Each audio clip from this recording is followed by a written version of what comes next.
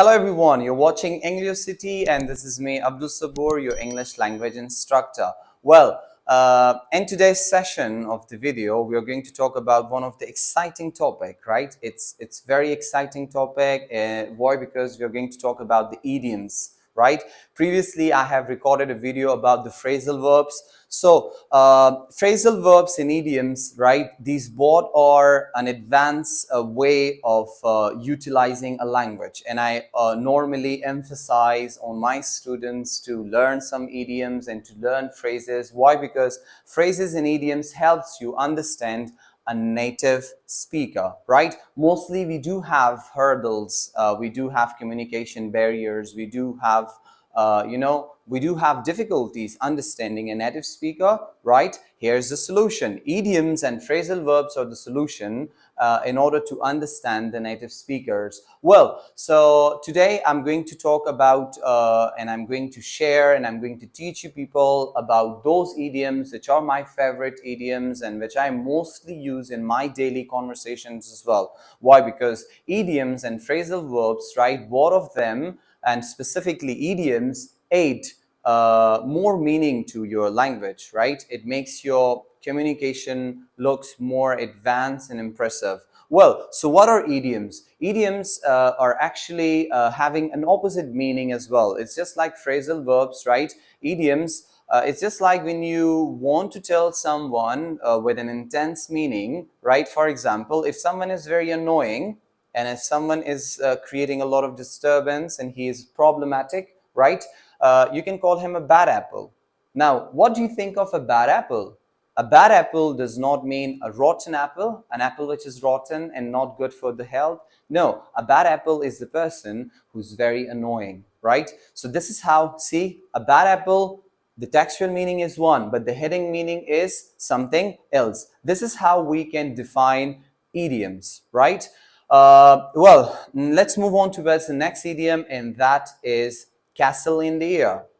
Now, what is castle in the air? Castle in the air when we want to tell someone that stop imagining about things, right? We can say that stop making castles in the air. So castles in the air is used for someone who lives in his own world of imagination. He lives in his own fantasies, right? So that is castle in the air. Well, the next idiom in that is once a blue moon. Once in a blue moon. Now, once in a blue moon is my favorite idiom, right? And mostly I use it for those students who are the irregular students, right?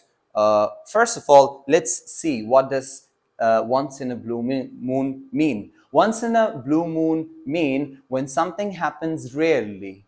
Rarely is something that happens only 2%, 5%, 10%, or 20% and 100%, right? Any action that happened once a week, any action that happened once a month or once a year or once after a very long time, you can use for that as once in a blue moon. For example, one of my students, he's very irregular, right? He only come once a week or twice a week. So whenever he enters the class, I tell him, you only attend the class once in a blue moon, right? Or for example, if you talk about the New Year event, right? If you talk about the festival, different festivals are celebrated at different parts of the world, right? For example, if you take an example of the New Year, so New Year takes place once in a blue moon. Once in a blue moon means once in a year. Well, the next idiom, and that is pain in the neck. Now, what does pain in the neck mean? Pain in the neck, it's also very similar to a bad apple, right? You can use it for a person who always irritates you. You can use it for someone who always, annoys you. So, pain in the neck. For example, I have a lot of friends who are pain in the neck. Pain in the neck mean who are the headaches, who always create problems. So always avoid problematic people from your life in order to live a happy life. All right, the next idiom is a black sheep. Now, what is a black sheep? Well, black sheep, it is having more like a negative meaning. A black sheep refers to someone who is ill-mannered. Ill-mannered mean who is defamed in the society. For example, mostly you see people walking around the street, or let's take an example of these people who are drug addicts, right?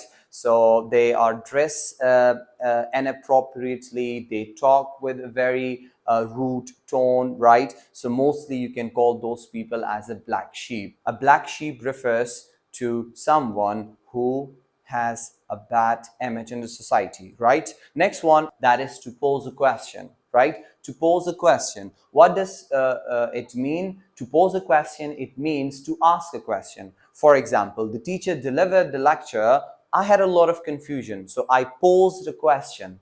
I posed a question. The next idiom is over the moon.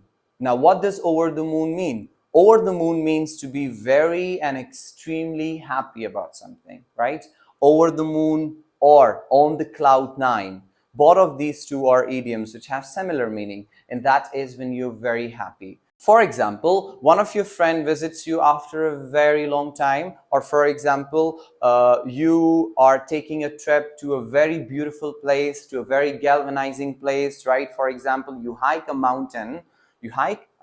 After 3 hours of struggle, you reach at the top of the mountain, and after you reach there, you feel over the moon. Why? Because you feel overjoyed.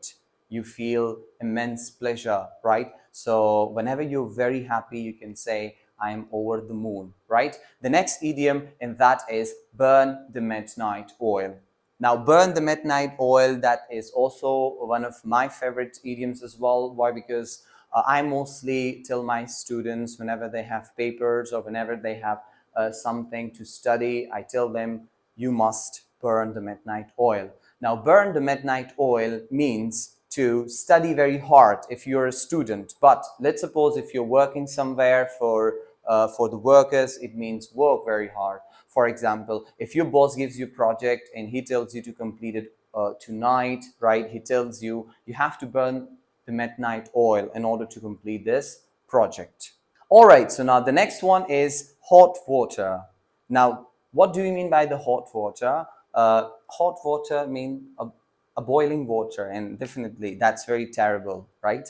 So hot water means when someone is in the trouble, or when someone is in hardships and problems. So you can say he's in the hot water, or whenever you are, surrounded by problems. At times there is a stage of life where you have a lot of problems. You can say I'm in hot water, right? And similarly to the hot water, we also have another, and that's going to be the last idiom for today, right? And that is to face the music. Now, to face the music, this is also a very interesting idiom, right? To face the music is to face a punishment. To face a punishment. For example, your friend have committed a mistake, right? And you tell them that you have to face the music for it. For example, mostly it happens when there is a group of people and one of them have committed a mistake or a crime, right? So we mostly tell them that, come on, now you have to face the music and you have to give us a treat. Okay, that's it for today. I hope you have learned about these idioms. These are very unique and very impressive idioms. You must memorize it, you must use it in examples, and you must bring these idioms in your day-to-day conversation, right? Why? Because it shapes your language. It beautifies your language, and it helps you to speak more confidently. It also helps you to sound more like a native speaker. That's it for today. If you know about any other idioms, right, you can comment. So I see how much knowledge you have about idioms, right? I hope you have enjoyed the session for today. I'll see you in upcoming videos. Stay blessed and stay